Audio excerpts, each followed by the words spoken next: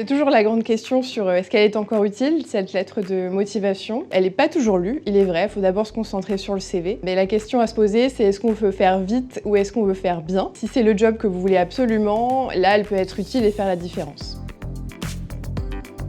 Le recruteur, sur la lettre de motivation, ses attentes, ça va être déjà dans un premier temps sur la forme, qu'elle soit concise, assez simplement rédigée et aussi, on peut dire, humble.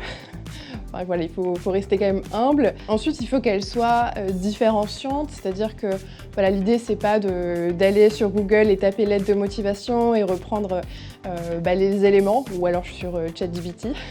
Le tout, c'est de la personnaliser. C'est vrai qu'à votre âge, on sait que vous avez fait telle étude, que vous avez peut-être 1 ou 2 expériences, mais voilà, ça montre pas une différence entre 2 étudiants. L'idée, c'est pas d'écrire tout votre parcours et en quoi vous êtes une personne merveilleuse, mais en quoi votre motivation et ce que vous avez déjà fait peut correspondre à cette offre.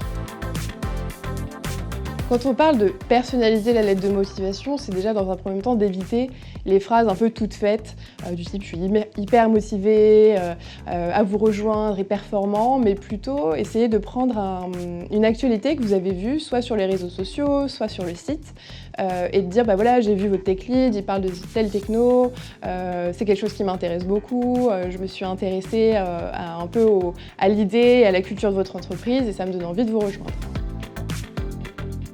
Le petit texte de motivation peut remplacer la lettre de motivation. C'est comme un pitch personnel, il faut aussi savoir se présenter en plusieurs minutes, que ce soit à travers une longue lettre de motivation ou un tout petit texte.